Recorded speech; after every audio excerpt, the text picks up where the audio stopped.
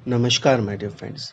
आज हम cheque bounce के पार्ट 2 के बारे में डिस्कस करने जा रहे हैं। पार्ट 1 के बारे में हमने लास्ट वीडियो में डिस्कस किया था कि चेक बाउंस क्या होता है, कितनी पनिशमेंट होती है, ये सारे एस्पेक्ट हमने लास्ट वीडियो में डिस्कस किए थे। आज माय डियर फ्रेंड्स हम डिस्कस करने जा रहे हैं इस वीडियो में कि अगर चेक बाउंस होता है तो चेक बाउंस का जो केस है वो कौन से कोर्ट में हम फाइल कर सकते हैं। एक्चुअली में हमारे पास चेक के केसेस में अगर हम देखें तो 3 पार्टीज होती हैं। एक ड्रॉअर होता है, ड्रॉई होता है और पेई होता है, जो कि लास्ट वीडियो में भी हमने बताया था। तो मीन हमारे पास 3 पर्सन्स हैं। तो अब केस कहाँ फाइल हम कर सकते हैं अगर चेक बाउंस होता है तो mean local jurisdiction of court, स्थानीय अधिकारिता न्यायालय की क्या होगी, उसके बारे में आज हम डिस्कस करेंगे। दूसरा क्वेश्चन ये है माय डिफेंस की क्या चेक बाउंस का जो केस है क्या उसका संक्षिप्त विचारण किया जा सकता है, क्या उसकी समरी ट्रायल कंडक्ट की जा सकती है एज पर प्रोविजंस ऑफ परक्राम में लिखित अधिनियम 1881 में नेगोशिएबल इंस्ट्रूमेंट्स एक्ट जो है इसके अनुसार क्या समरी ट्रायल हो सकती है। तो आंसर है यस। अब अगर समरी ट्रायल कोर्ट कंडक्ट करता है तो उसके क्या कंसिक्वेंसेस निकलेंगे माय डियर फ्रेंड्स, वो भी हम आज डिस्कस करेंगे। चेक बाउंस के केसेस में क्या इंटरिम कंपनसेशन के कोई प्रोविजंस किए गए हैं। इंटरिम मीन अंतरिम प्रतिकर, वो भी हम डिस्कस करेंगे। अगर अंतरिम प्रतिकर ट्रायल कोर्ट के द्वारा अवॉइड किया जाता है, trial court my dear friends हम उस कोर्ट को कहते हैं जिस कोर्ट में वो केस चल रहा है, उस कोर्ट को हम ट्रायल कोर्ट कहते हैं। जिसमें अपील फाइल होती है उसे हम अपीलेट कोर्ट कह देते हैं। सो माय डियर फ्रेंड्स अगर इंटरिम कंपनसेशन अवॉइड होता है तो कोर्ट कितना इंटरिम कंपनसेशन अवॉइड करेगा, और वो इंटरिम कंपनसेशन जो अवॉइड किया गया है तो उसे कितने दिन में पे कर दिया जाएगा, पेमेंट कितने दिन में कर दिया जाएगा, उसकी टाइम लिमिट क्या है, ये भी हम डिस्कस करने जा रहे हैं। Plus my dear friend cheque bounce का जो केस होता है उसकी अपील कहाँ होगी। अब जब हम चेक बाउंस के केस को देखते हैं, मीन ये क्रिमिनल ऑफेंस है, तो जब भी हम क्रिमिनल केस का चलना लीगल लैंग्वेज में हम क्रिमिनल ट्रायल कहते हैं। जब चेक बाउंस के केस की ट्रायल चलेगी माय डियर फ्रेंड्स, या किसी भी क्रिमिनल केस की जब ट्रायल चलती है तो उसके मेनली 2 ही कंसिक्वेंसेस निकलते हैं। जिस व्यक्ति पर आरोप लगाया जाता है लीगल लैंग्वेज में उसे हम एक्यूज्ड या अभियुक्त कहते हैं, और जिस व्यक्ति के अगेंस्ट में ऑफेंस किया गया है, जो पीड़ित पक्षकार है, विक्टिम है, उसे हम प्रोसिक्यूशन मीन अभियोजन कहते हैं। और जो परिवाद फाइल करने वाला जो कंप्लेंट होती है, कंप्लेंट फाइल करने वाला जो पर्सन होता है उसे हम कॉम्प्लीनेंट मीन परिवादी कहते हैं, और जिसके अगेंस्ट में कंप्लेंट फाइल होती है उसे हम एक्यूज्ड पर्सन कहते हैं। मीन जो कॉम्प्लीनेंट है, जो परिवादी है, आप अपने समझने के लिए उसे प्रोसिक्यूशन समझ सकते हैं। मीन कॉम्प्लीनेंट वो पर्सन है जिसने कोर्ट में आपके अगेंस्ट में कंप्लेंट फाइल की है। सो 2 कंसिक्वेंसेस हैं। पहला, जब उस एक्यूज्ड पर्सन को जब बाइज्जत बरी कर दिया जाता है तो लीगल लैंग्वेज में हम उसे एक्विटल कहते हैं, मीन दोष मुक्ति। और जब उसे सजा दे दी जाती है तो कन्विक्शन कहते हैं, जिसे हिंदी में माय डियर फ्रेंड्स हम दोष सिद्धि कहते हैं। तो अगर ट्रायल का जो कंसिक्वेंस है, जो केस का परिणाम है, अगर वो एक्विटल होता है तो अपील कहाँ होगी, और यदि उसका परिणाम दोष सिद्धि कन्विक्शन होता है तो उसकी अपील कहाँ फाइल होगी। ये क्वेश्चन कई बार मध्य प्रदेश जुडिशरी में मीन सिविल जज के एग्जाम में कई बार पूछा गया है। अब माय डियर फ्रेंड्स ये हम आज डिस्कस करेंगे, और प्लस हम एक और एस्पेक्ट डिस्कस करेंगे कि जब कोई व्यक्ति किसी दूसरे को चेक दे देता है तो जिसने चेक लिया है, मीन जो चेक टेकर है, जो चेक होल्डर है, उसके फेवर में ये जो नेगोशिएबल इंस्ट्रूमेंट एक्ट है, परक्राम में लिखित अधिनियम, ये क्या मानता है। अगर आपने किसी को चेक दे दिया तो जिसने चेक आपसे रिसीव किया है, मीन जो रिसीवर है, उसके फेवर में लॉ क्या प्रिजम्पशन करता है, और क्या उस प्रिजम्पशन को कंट्राडिक्ट किया जा सकता है, गवाह सबूत पेश करके क्या हम उसका खंडन कर सकते हैं, क्या प्रोविजन है, वो आज हम इस वीडियो में डिस्कस करेंगे। सो माय डियर फ्रेंड, जैसा कि लास्ट वीडियो में हमने डिस्कस किया था कि चेक में 3 पार्टीज होती हैं। एक ड्रॉअर होता है, ड्रॉई होता है और पेई होता है।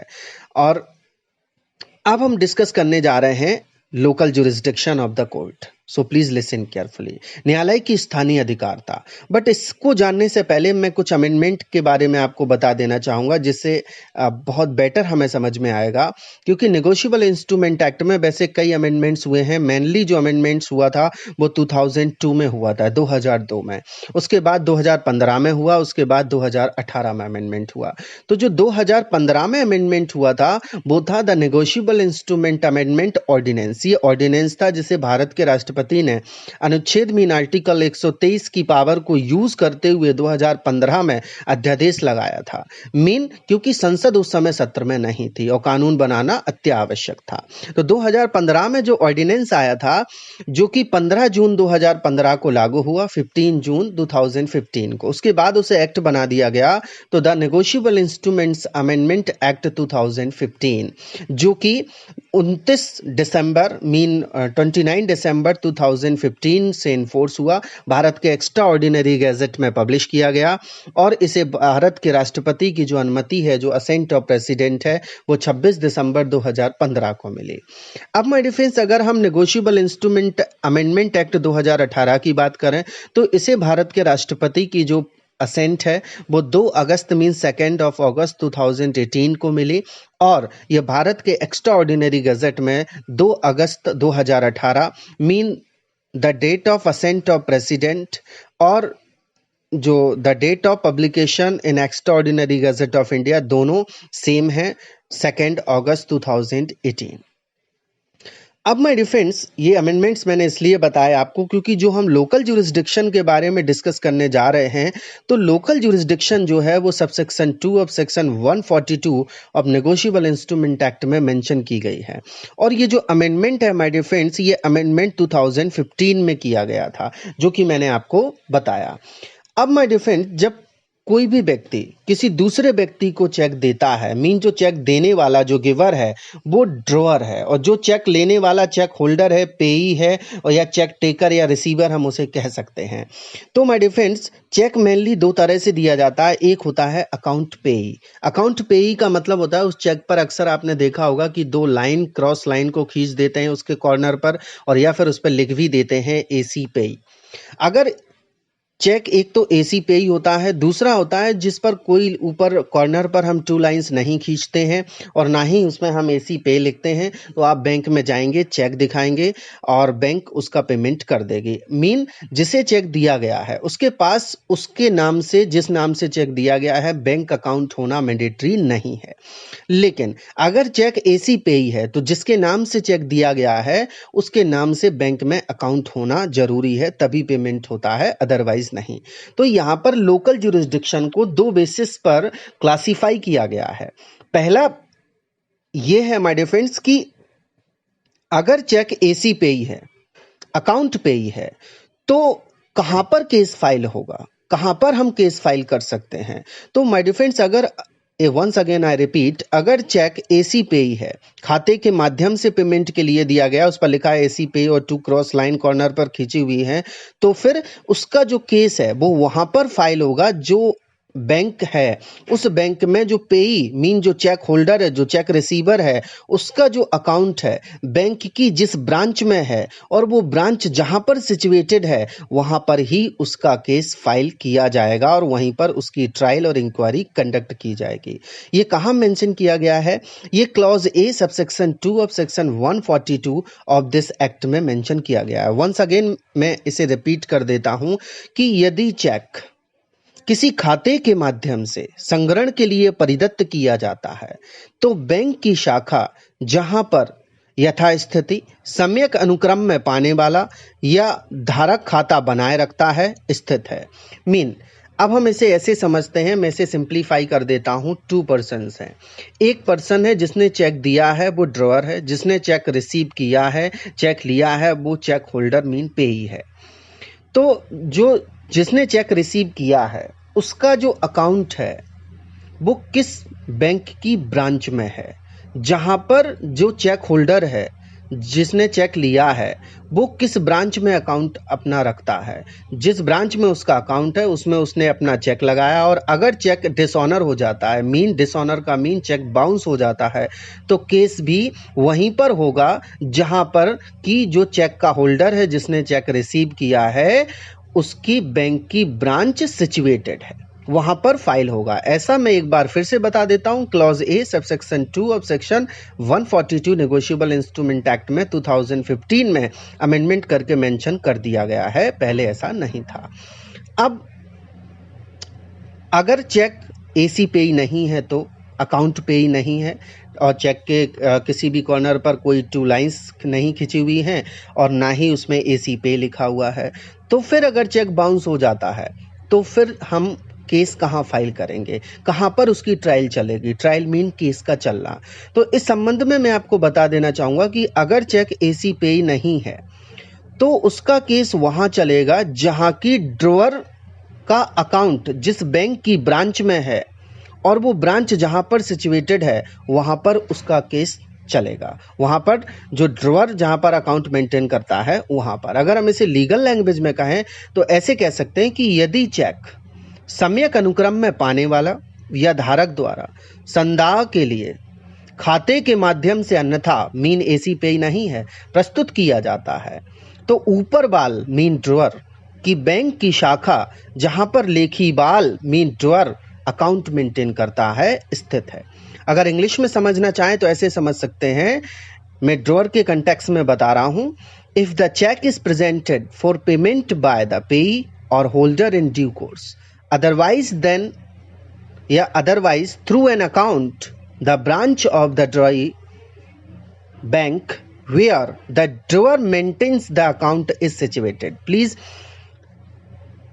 focus on this line, the drawer maintains the account is situated. जहां ड्रॉअर का अकाउंट मेंटेन करता है, ड्रॉअर उस बैंक की जो ड्रॉअर ने अकाउंट ओपन किया है जिस ब्रांच में, उसी वो ब्रांच जहां पर सिचुएटेड है वहीं पर केस फाइल होगा, अगर जो चेक है वो अकाउंट पे ही नहीं है तो।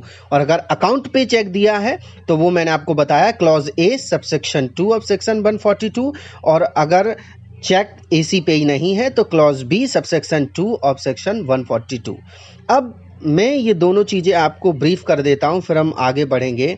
अगर चेक एसी पे ही है, अकाउंट पे ही है, तो वहाँ पर ट्रायल और इंक्वायरी कंडक्ट की जाएगी जहाँ पर चेक का होल्डर अकाउंट रखता है उस बैंक की ब्रांच जहाँ सिचुएटेड है वहाँ पर। इंग्लिश में कहें तो ऐसे, if the cheque is delivered for collection through an account the branch of the bank where the payee or holder in due course as the case may be maintains the account is situated। और अगर जो check है वो AC पे नहीं है तो जहां पर ड्रॉअर अकाउंट मेंटेन करता है उस बैंक की ब्रांच में, तो जहां पर जो बैंक की ब्रांच सिचुएटेड है वहां पर फाइल होगा। ये दोनों लोकल जुरिस्डिक्शन से रिलेटेड प्रोविजंस जो हैं वो रेस्पेक्टिवली क्रमशः clause A clause B of subsection 2 of section 142 of negotiable instrument act 1881 में मेंशन किए गए हैं। माय डियर फ्रेंड्स, ये क्वेश्चन था लोकल जुरिस्डिक्शन का। अब जो मैंने आपके सामने पहले रखा था, अब एक और क्वेश्चन मैंने आप सभी के सामने माय डियर फ्रेंड्स रखा था कि अगर चेक बाउंस का अगर केस है तो क्या उसकी समरी ट्रायल कंडक्ट की जा सकती है? तो इसका आंसर है यस। समरी ट्रायल के जो प्रोविजन है माय डियर फ्रेंड्स वो section 143 of negotiable instrument act 1881 में मेंशन किया गया है। और जो समरी ट्रायल है वो एक्चुअली में सीआरपीसी में मेंशन की गई है सेक्शन 262 से लेकर 265 तक, और दोनों सेक्शंस इंक्लूडेड हैं 262 एंड 265 तक। तो मैंने लास्ट वीडियो में आपको बताया था कि चेक बाउंस का जो केस है वो जुडिशियल मजिस्ट्रेट फर्स्ट क्लास यदि एरिया महानगर क्षेत्र नहीं है तो, और यदि एरिया महानगर क्षेत्र है तो मेट्रोपॉलिटन मजिस्ट्रेट मीन महानगर मजिस्ट्रेट ट्रायल कंडक्ट करता है। तो सेक्शन 143 सबसेक्शन 1 में ये जुडिशियल मजिस्ट्रेट फर्स्ट क्लास और मेट्रोपॉलिटन मजिस्ट्रेट को ये पावर दी गई है, उनके लिए ये लॉफुल है कि वो समरी ट्रायल कंडक्ट कर सकते हैं एज पर सेक्शन 143 ऑफ दिस एक्ट। और जब समरी ट्रायल कंडक्ट होगी तो माय डियर फ्रेंड्स, इसके कंसिक्वेंसेस क्या होंगे, ये क्वेश्चन मैंने आपके सामने रखा था। तो इसमें 1 साल की सजा तक के प्रावधान है कि अगर समरी ट्रायल कंडक्ट होती है तो 1 साल से ज़्यादा की सज़ा नहीं दी जा सकती है। इस एक्ट के सबसेक्शन 1 के प्रोवाइडेड में लिखा हुआ है, mean magistrate to pass a sentence of imprisonment for a term not exceeding 1 year. 1 साल से ज़्यादा नहीं होगी, 1 साल से अनधिक नहीं होगी, मीन 1 साल तक ही होगी, 1 साल से ज़्यादा नहीं होगी। एंड अब फाइन कितना होगा, and an amount of fine exceeding 5,000 rupees, और 5,000 रुपये से अधिक का फाइन लगाया जा सकता है। मीन अगर समरी ट्रायल होती है चेक बाउंस के केस की तो उसमें 1 साल से ज़्यादा की सज़ा नहीं दी जा सकती, लेकिन 5,000 रुपये से एक्सीडिंग फाइन लगाया जा सकता है एज पर provided first of subsection 1 of section 143 of this act. अब अगर जब ट्रायल कंडक्ट होती है, अगर जुडिशियल मजिस्ट्रेट फर्स्ट क्लास या मेट्रोपॉलिटन मजिस्ट्रेट जो भी स्थिति है, अगर इनको अवांछनीय लगता है, अनडिजायरेबल लगता है, इन्हें लगता है कि इस केस में, इस चेक बाउंस के केस में 1 साल से ज़्यादा की सज़ा दी जानी चाहिए, 1 साल से ज़्यादा की सज़ा दिए जाने के योग्य है ये मैटर, तो फिर वो वैसे ही ट्रायल करने के लिए हियरिंग कंडक्ट कर सकता है जैसे कि रेगुलर ट्रायल होती है। अगर माय डियर फ्रेंड्स चेक के मैटर में रेगुलर ट्रायल होती है तो लास्ट वीडियो में मैंने बताया था सेक्शन 138 ऑफ दिस एक्ट, इस एक्ट के सेक्शन 138 के अनुसार 2 साल तक की सजा हो सकती है, और जो चेक में मेंशन्ड अमाउंट है उसका ट्वाइस मतलब उसके दुगने तक की पेनल्टी लगाई जा सकती है, फाइन इम्पोज किया जा सकता है, या दोनों। अब ये मजिस्ट्रेट और जज का डिस्क्रिशन है कि वो 2 साल की सजा दे दे, या फिर ट्विस मीन जो चेक में मेंशन्ड अमाउंट है उसका दुगने का फाइन इम्पोज कर दे, या फिर दोनों ही मीन 2 साल की सजा और प्लस चेक में जो मेंशन्ड अमाउंट है उसका डबल जो अमाउंट है वो एज फाइन भी इम्पोज कर सकता है एज पर सेक्शन 138 ऑफ दिस एक्ट। तो समरी ट्रायल के नॉर्मल अगर रेगुलर ट्रायल कंडक्ट होती है चेक बाउंस के केस में तो 2 साल की सजा और चेक में जो मेंशन अमाउंट है उसका डबल फाइन इम्पोज किया जा सकता है, या दोनों।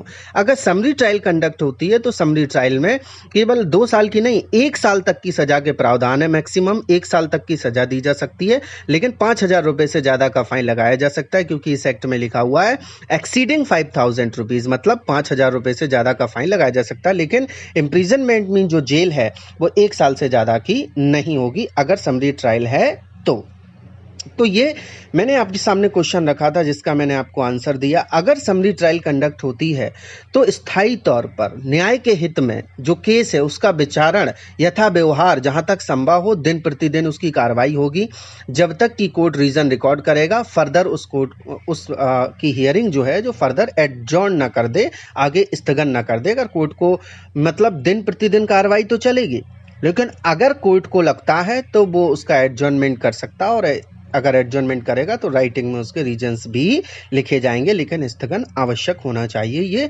समरी ट्रायल की बात कर रहा हूं मैं, मीन सबसेक्शन 2 ऑफ सेक्शन 143। अब अगर हम बात करते हैं इस एक्ट में कि अगर समरी ट्रायल कंडक्ट होती है 143 से तो वो रेगुलर कंडक्ट होगी, यथा संभव जल्द से जल्द फैसला दिया जाएगा, लेकिन फिर भी इसके लिए क्या कोई टाइम लिमिट प्रिस्क्राइब की गई है, कोई टाइम बाउंड किया गया है? तो आंसर है यस। 6 महीने के अंदर विचारण का निष्कर्ष निकालने का प्रयास किया जाएगा, मतलब एंडेवर किया जाएगा, प्रयास करेंगे कि अगर समरी ट्रायल कंडक्ट कर रहे हैं तो 6 महीने में उसका डिसीजन कोर्ट देने का प्रयास करेगा। किस डेट से? जिस दिन से कंप्लेंट फाइल हुई है। मैंने लास्ट वीडियो में भी बताया था कि अगर चेक बाउंस का केस है तो उसमें एफआईआर नहीं होती है, उसमें कंप्लेंट फाइल होती है, वो भी राइटिंग में कंप्लेंट फाइल होती है। कंप्लेंट क्या है ये सेक्शन 200 सीआरपीसी में मेंशन की गई है। तो जिस दिन से कंप्लेंट फाइल की गई है उस दिन से 6 महीने के अंदर उस कंप्लेंट पर जो ट्रायल कंडक्ट हो रही है उस ट्रायल का फाइंडिंग मीन कंक्लूजन निकालने का प्रयास किया जाएगा विद इन 6 मंथ, मीन 6 महीने की टाइम लिमिट मेंशन की गई है subsection 3 of section 143 of this act. अब माय डियर फ्रेंड्स, एक क्वेश्चन मैंने आप सभी के सामने रखा था रिगार्डिंग इंटरिम कंपनसेशन मीन अंतरिम प्रतिकर। क्या चेक बाउंस के केस में अंतरिम प्रतिकर मीन मामले के चलते हुए बिफोर फाइनल डिसीजन क्या कोर्ट कोई कंपनसेशन अवॉर्ड कर सकता है? तो इसका आंसर है यस। माय डियर फ्रेंड्स, ये अमेंडमेंट पहले ये जो प्रोविजन है वो नहीं था, लेकिन मैंने आपको अमेंडमेंट बताया तो 2018 में अमेंडमेंट हुआ और 2018 के अमेंडमेंट के बाद इसमें सेक्शन 143A जो है वो यहाँ पर इंसर्ट किया गया, सब्स्टिट्यूट किया गया, और उसमें ये मेंशन किया गया कि मैंने आपको बताया कि जिस कोर्ट में केस चलता है उसे हम ट्रायल कोर्ट कहते हैं। तो जो ट्रायल कोर्ट है, ट्रायल कोर्ट 20% तक का इंटरिम कंपनसेशन अवॉर्ड कर सकता है। अब 20% किसका होगा? 20% जो चेक में मेंशन्ड अमाउंट है उस अमाउंट का 20% तक मामले के चलते हुए mean interim compensation trial court award कर सकता है। एक क्वेश्चन मैंने और रखा था कि अगर कोर्ट कंपनसेशन अवॉर्ड करता है तो क्वांटम क्या होगा, कितना? 20%। किसका? जो चेक में अमाउंट मेंशन्ड है उसका। अब बात यह कि अगर कोर्ट ने 20% का इंटरिम कंपनसेशन अवॉर्ड कर दिया, ऑर्डर दे दिया, तो उसका पेमेंट कितने दिन में किया जाएगा? तो माय डियर फ्रेंड्स, वो भी मैं आपको बता देना चाहूँगा। तो यहाँ पर सीधी सी बात यह है कि जो ड्रॉअर है वो यहाँ पर एक्यूज्ड पर्सन है, क्योंकि उसने चेक दिया था, चेक बाउंस हो गया। और जिसने कंप्लेंट फाइल की है, जो होल्डर है, जो पेई है, वो कॉम्प्लेनेंट है, मीन परिवादी है। प्रोसिक्यूशन समझ सकते हो आप समझने के लिए। तो ड्रॉअर के अगेंस्ट में, जिसने चेक दिया था उसके अगेंस्ट में ट्रायल कोर्ट ऑर्डर करेगा 20% तक कंपनसेशन, जो चेक में अमाउंट मेंशन किया गया उसका, और ड्रॉअर को 60 डेज का, 60 दिन के भीतर वो 20% अमाउंट जो है उसका पेमेंट करना है।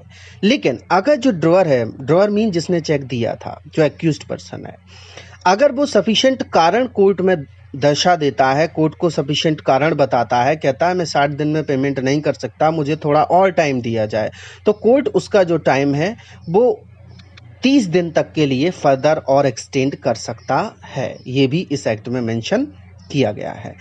अब माय डियर फ्रेंड्स, हम बात करते हैं कि जैसा कि मैंने आपको बताया था स्टार्टिंग में कि जब भी कोई क्रिमिनल केस कंडक्ट होता है तो मेनली उसके 2 कंसिक्वेंसेस निकलते हैं। एक तो एक्विटल, बाइज्जत बरी करना, दोष मुक्ति, नंबर दूसरा कन्विक्शन, मीन दोष सिद्धि, सजा देना। तो यदि ड्रॉअर को कोर्ट एक्विटल कर देता है, जिसने चेक दिया था उस व्यक्ति को कोर्ट दोष मुक्त कर देता है, बाइज्जत बरी कर देता है, तो जो ड्रॉअर मीन एक्यूज्ड पर्सन ने, जो पेई मीन जो चेक का होल्डर था, मीन जो पेई था, जो कॉम्प्लेनेंट था, उसे जो 20% कंपनसेशन जो कोर्ट ने ऑर्डर दिया था उसका पेमेंट किया था 60 डेज, और फर्दर अगर बढ़ाना चाहे तो कोर्ट 30 दिन तक बढ़ा सकता है। तो उसको अगर ड्रॉअर एक्विटल हो गया तो कोर्ट किसे ऑर्डर करेगा? कॉम्प्लेनेंट को, परिवादी को। किस लिए? कि जो अमाउंट उसने इंटरिम कंपनसेशन में लिया था उसका रीपेमेंट कर दे, मीन उसे वापस कर दे। किसको? उस चेक के ड्रॉअर को, मीन जिसके अगेंस्ट में कंप्लेंट फाइल हुई थी उसको, क्योंकि जो ड्रॉअर है उसे कोर्ट ने बाइज्जत बरी कर दिया है और जो कॉम्प्लेनेंट था वो अपना केस कोर्ट में साबित नहीं कर पाया, इसलिए जो ड्रॉअर है उसे कोर्ट ने बाइज्जत बरी कर दिया। जब बाइज्जत बरी कर दिया तो जो परिवादी ने जो 20% तक का कंपनसेशन लिया था उसे वापस करने के जो प्रोविजन है वो सबसेक्शन 4 ऑफ सेक्शन 143A में मेंशन किया गया है। तो कॉम्प्लेनेंट को भी उतना ही टाइम दिया गया है, 60 डेज में वो ड्रॉअर को जिसने चेक दिया था उसे वो इंटरिम कंपनसेशन का अमाउंट वापस करेगा, और अगर वो सफिशिएंट रीजन शो कर देता है कोर्ट में तो 30 दिन के फर्दर 30 दिन के लिए कोर्ट उसका टाइम एक्सटेंड कर सकता है।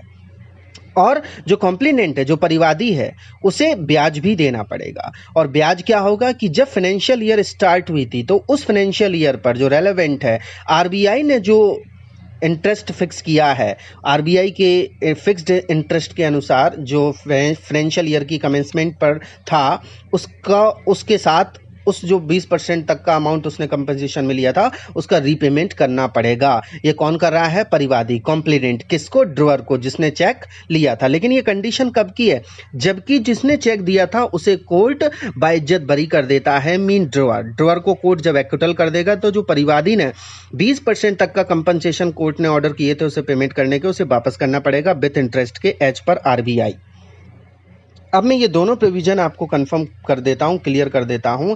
सबसेक्शन 3 के अनुसार ट्रायल कोर्ट ऑर्डर कर सकता है इंटरिम कंपनसेशन के पेमेंट के लिए 20% तक का, और 20% किसका होगा, जो चेक में अमाउंट मेंशन है जिसका पेमेंट 60 डेज में करना है, लेकिन कोर्ट उसे सफिशिएंट कॉज पर, अगर कोर्ट सेटिस्फाइड है तो 30 दिन और बढ़ाया जा सकता है। और ये पेमेंट कौन कर रहा है, ड्रॉअर। किसको कर रहा है, कंप्लेनेंट को, एज पर subsection 3 of section 143 of this act. और अगर जिसने चेक दिया था, जो ड्रॉअर है, एक्यूज पर्सन अगर बाइज्जत बरी हो गया, एक्विटल हो गया, तो सबसेक्शन 4 से जो कॉम्प्लिनेंट है, जो परिवादी है, जो उसने इंटरम कंपनसेशन लिया है, वो उसे वापस करना पड़ेगा। सेम टाइम लिमिट है 60 डेज और 30 डेज, लेकिन उसे इंटरेस्ट देना पड़ेगा जितना कि फाइनेंशियल ईयर की स्टार्टिंग पर आरबीआई ने फिक्स किया था। तो ये जो प्रोविजंस है माय डिफेंस, वो इंटरम कंपनसेशन से रिलेटेड है। और अगर इंटरम कंपनसेशन का जो अमाउंट है वो ऐसे वसूला जाएगा जैसे कि कोर्ट ने उस व्यक्ति पर फाइन इम्पोज किया हो, फाइन लगाया हो। अब आगे जब भी 357 सीआरपीसी से जब भी कोई कंपनसेशन अवॉर्ड करेगा कोर्ट फर्दर फाइनल डिसीजन तक, तो या फाइनल ऑर्डर में, तो वो माइनस कर दिया जाएगा इस सेक्शन में जो अवॉर्डेड इंटरिम कंपनसेशन है उससे, एज पर section 357 read with 143A of this act. 357 CrPC का है, 143A ये नेगोशिएबल इंस्ट्रूमेंट एक्ट का सेक्शन है। अब माय डियर फ्रेंड्स, एक क्वेश्चन मैंने आपके सामने और रखा था, वो ये था कि अपील कहाँ होगी चेक बाउंस के केस की। इसमें कई बार क्वेश्चंस मध्य प्रदेश जुडिशरी में एंड अदर स्टेट में, जहां पर ये एक्ट सिलेबस में है, लॉ के वेरियस एग्जाम में पूछा गया। और इसमें अक्सर जो स्टूडेंट्स होते हैं, जो एस्पिरेंट्स तैयारी करने वाले कॉम्पिटिटर्स होते हैं, वो अक्सर कंफ्यूज होते हैं। मैं कुछ ही की बात कर रहा हूँ, मैं सब की बात नहीं कर रहा हूँ। तो इसको मैं आपको क्लैरिफाई कर देता हूँ। अगर माय डिफेंस चेक बाउंस के केस में एक्यूज्ड पर्सन को कन्विक्ट कर दिया जाता है, उसे सजा दे दी जाती है, कन्विक्ट मीन दोषसिद्धि, गिल्टी हिल्ड कर देना, तो उसकी जो अपील है वो कोर्ट ऑफ सेशन में होगी एज पर सीआरपीसी। क्यों? क्योंकि इसका जो ट्रायल कोर्ट है, अगर वो जुडिशियल मजिस्ट्रेट फर्स्ट क्लास और मजिस्ट्रेट कोर्ट है, तो कोर्ट ऑफ सेशन में होगी कन्विक्शन की अपील। और यदि माय डिफेंस एक्यूज्ड को एक्विटल कर दिया जाता है, दोषमुक्त मीन बाइज्जत बरी करना, अगर कोर्ट ने जिसने चेक दिया था एक्यूज्ड पर्सन को बाइज्जत बरी कर दिया, तो इसकी जो अपील है वो सीआरपीसी के अनुसार हाई कोर्ट में होगी। अब आपको थोड़ा स्ट्रेंज लग सकता है कि इसकी अपील हाई कोर्ट में क्यों होगी, वो भी एक्विटल की अपील हाई कोर्ट में होगी। इसलिए होगी माय डियर फ्रेंड्स, क्योंकि ये जो केस है वो एफआईआर से स्टार्ट नहीं हुआ, बल्कि कंप्लेंट से फाइल हुआ है। और कंप्लेंट से जो केस फाइल हुआ, ये जो चेक का केस है, कंप्लेंट से फाइल हुआ। इसलिए अगर एक्यूज पर्सन को एक्विटल कर दिया गया, तो उसकी जो अपील है वो हाई कोर्ट में होगी। The same has been mention under the code of criminal procedure 1973।